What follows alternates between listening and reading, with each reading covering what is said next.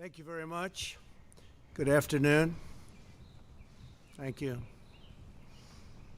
I'm here today to talk about our relationship with China and several new measures to protect American security and prosperity. China's pattern of misconduct is well known. For decades, they've ripped off the United States like no one has ever done before. Hundreds of billions of dollars a year were lost dealing with China, especially over the years during the prior administration. China raided our factories, offshored our jobs, gutted our industries, stole our intellectual property, and violated their commitments under the World Trade Organization. To make matters worse, they are considered a developing nation, getting all sorts of benefits that others, including the United States, are not entitled to. But I have never solely blamed China for this. They were able to get away with the theft like no one was able to get away with before because of past politicians and, frankly, past presidents. But unlike those who came before, my administration negotiated and fought for what was right. It's called fair and reciprocal treatment. China has also unlawfully claimed territory in the Pacific Ocean, threatening freedom of navigation and international trade. And they broke their word to the world on ensuring the autonomy of Hong Kong. The United States wants an open and constructive relationship with China, but achieving that relationship requires us to vigorously defend our national interests. The Chinese government has continually violated its promises to us and so many other nations. These plain facts cannot be overlooked or swept aside. The world is now suffering as a result of the malfeasance of the Chinese government. China's cover-up of the Wuhan virus allowed the disease to spread all over the world, instigating a global pandemic that has cost more than 100,000 American lives and over 1 million lives worldwide. Chinese officials ignored their reporting obligations to the World Health Organization and pressured the World Health Organization to mislead the world when the virus was first discovered by Chinese authorities. Countless lives have been taken and profound economic hardship has been inflicted all around the globe. They strongly recommended against me doing the early ban from China, but I did it anyway and was proven to be 100% correct. China has total control over the World Health Organization, despite only paying $40 million per year compared to what the United States has been paying, which is approximately $450 million a year. We have detailed the reforms that it must make and engage with them directly, but they have refused to act. Because they have failed to make the requested and greatly needed reforms, we will be today terminating our relationship with the World Health Organization and redirecting those funds to other worldwide and deserving urgent global public health needs. The world needs answers from China on the virus. We must have transparency. Why is it that China shut off infected people from Wuhan to all other parts of China?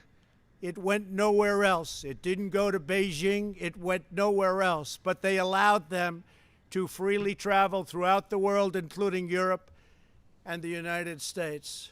The death and destruction caused by this is incalculable. We must have answers, not only for us, but for the rest of the world. This pandemic has underscored the crucial importance of building up America's economic independence, reshoring our critical supply chains, and protecting America's scientific and technological advances. For years, the government of China has conducted illicit espionage to steal our industrial secrets, of which there are many. Today, I will issue a proclamation to better secure our nation's vital university research and to suspend the entry of certain foreign nationals from China who we have identified as potential security risks. I am also taking action to protect the integrity of America's financial system, by far the best in the world.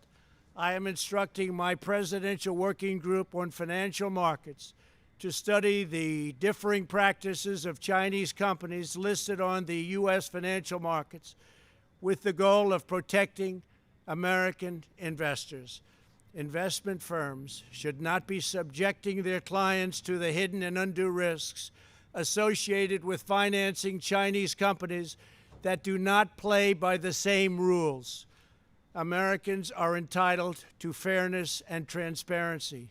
Several of the most significant actions we're taking pertain to deeply troubling situations unfolding in Hong Kong. This week, China unilaterally imposed control over Hong Kong's security.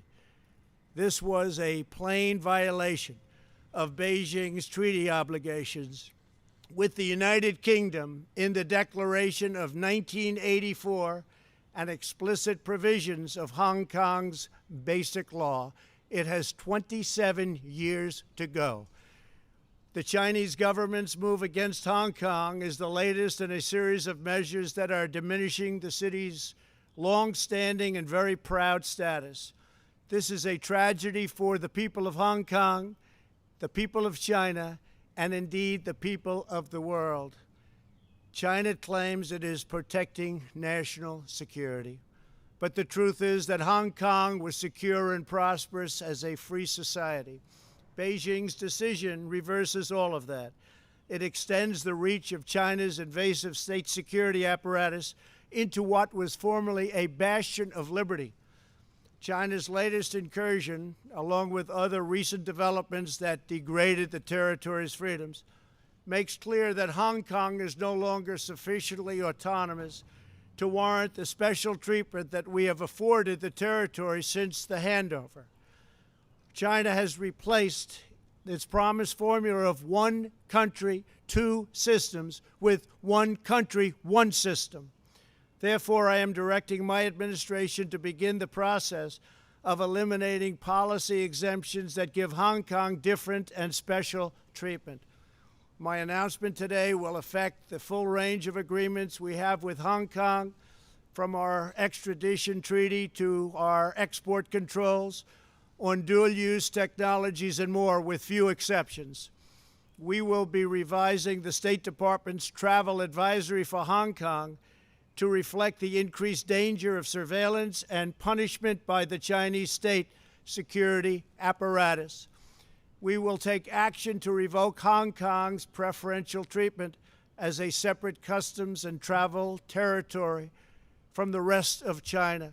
The United States will also take necessary steps to sanction PRC and Hong Kong officials directly or indirectly involved in eroding Hong Kong's autonomy and just, if you take a look, smothering, absolutely smothering Hong Kong's freedom. Our actions will be strong. Our actions will be meaningful.